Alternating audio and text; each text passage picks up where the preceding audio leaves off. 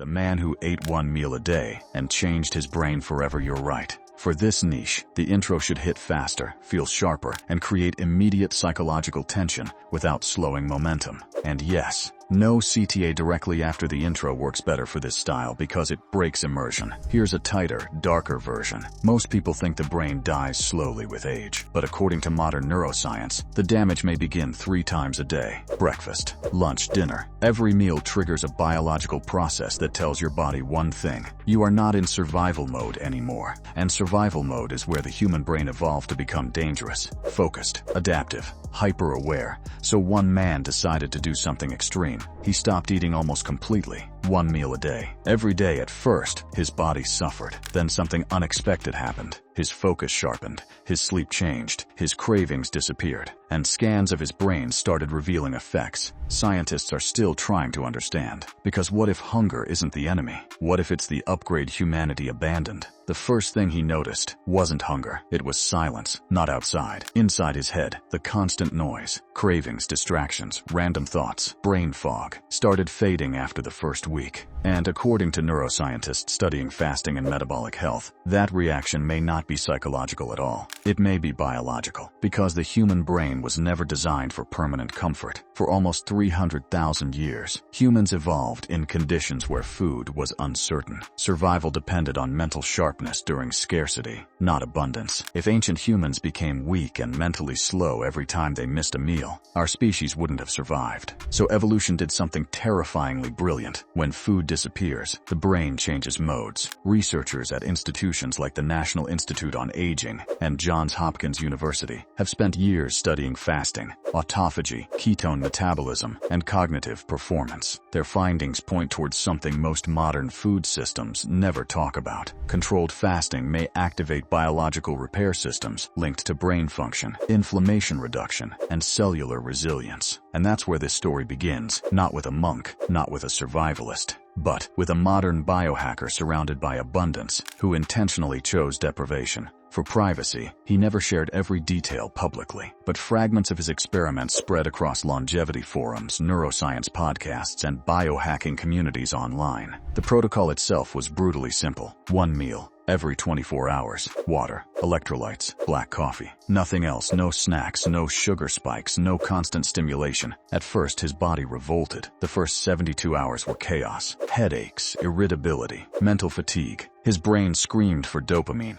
Processed food had trained his reward system to expect constant input, and suddenly that input vanished. This is the part most people never understand about modern eating. The average person no longer eats only for survival. They eat for emotional regulation, stress, boredom, anxiety, dopamine. Food companies know this. Entire billion-dollar industries are engineered around exploiting the brain's reward circuitry, using hyper-palatable foods scientifically designed to override satiety signals. And once that cycle breaks, the withdrawal can feel psychological. But then came day 4. Something shifted. Instead of exhaustion, he reported intense clarity. Morning brain fog disappeared. His attention stabilized for hours at a time. He no longer crashed in the afternoon. Even more disturbing, he said time itself felt different, slower, more controlled. Science may explain why. After extended periods without food, the liver begins producing ketones, alternative fuel molecules created from stored fat. One of them, beta-hydroxybutyrate, has attracted enormous attention in neuroscience research because it appears to function as more than fuel. Some researchers believe ketones may influence inflammation, oxidative stress, and even signaling pathways associated with brain performance. In other words, the brain may operate differently when glucose stops dominating the system.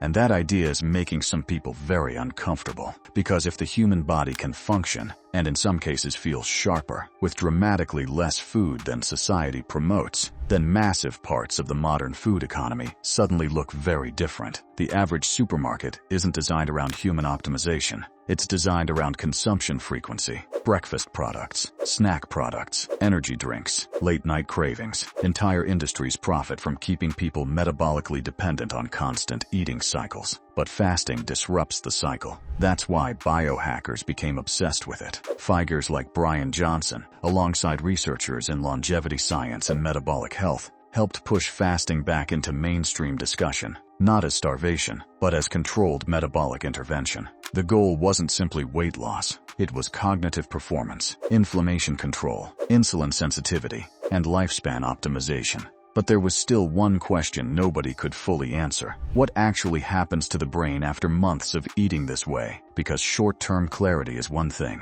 permanent neurological change is another. And that's when the experiment became darker. At first, the changes seemed almost too subtle to matter. He began waking up before his alarm. His sleep became deeper. His resting heart rate dropped. But the strangest transformation was emotional. The compulsive need for stimulation started disappearing. No constant snacking, no endless scrolling while eating, no energy crashes pulling him towards sugar every few hours. For the first time in years, he said his mind felt disciplined, and neuroscience may explain why. Studies on intermittent fasting and time-restricted eating suggest fasting can influence levels of brain-derived neurotrophic factor, BDNF, a protein often associated with neuroplasticity, learning, and long-term brain health. Some researchers even describe BDNF as fertilizer for the brain. In survival conditions, the brain doesn't necessarily shut down. Sometimes it upgrades, which makes evolutionary sense. A starving human who becomes mentally weak dies quickly. A starving human who becomes hyper-focused survives. That adaptation may still exist inside us, hidden beneath constant convenience, endless calories, and artificial stimulation. But the deeper he went into the protocol, the more disturbing the realization became.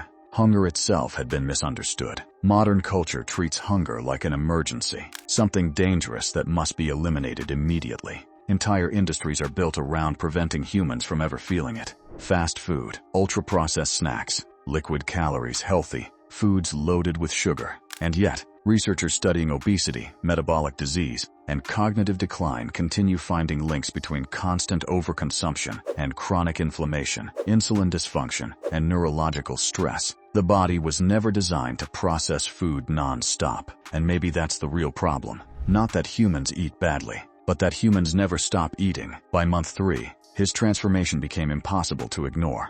Friends noticed the changes before he did. His face looked sharper. His energy became stable. Conversations felt more focused. He stopped needing caffeine to function in the morning. Even his relationship with discomfort changed, because fasting wasn't only changing his metabolism, it was training his brain to tolerate stress differently. That's when he understood the real power of the experiment. The protocol wasn't about food anymore. It was about control over impulses, control over dopamine, control over a system designed to keep people addicted, distracted, and biologically exhausted. And while one meal a day isn't suitable for everyone, especially without medical guidance, the science behind metabolic flexibility, insulin regulation, and fasting continues attracting serious attention from longevity researchers around the world. Not because it's trendy, because the data keeps getting harder to ignore, which raises an uncomfortable question. If periods of controlled hunger can improve focus, discipline, metabolic health, and possibly even brain resilience,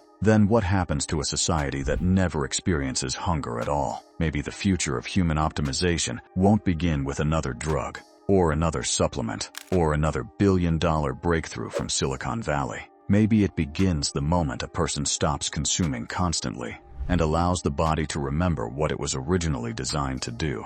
Because somewhere between survival and abundance, humanity may have accidentally eaten away its edge. And now, a growing number of biohackers, scientists, and AI-driven longevity researchers are trying to bring it back. If this video changed the way you think about food, fasting, or the hidden biology of the human brain, don't let the conversation end here. Drop your thoughts in the comments. Could you survive on one meal a day? Or is modern life already too dependent on constant consumption? And if you want more dark, science-backed stories about biohacking, AI, longevity, and the secrets shaping the future of human survival, hit subscribe, leave a like, and share this video with someone who still thinks aging is completely out of our control. Because the next evolution of humanity may not belong to the strongest people. It may belong to the people who understand their biology first.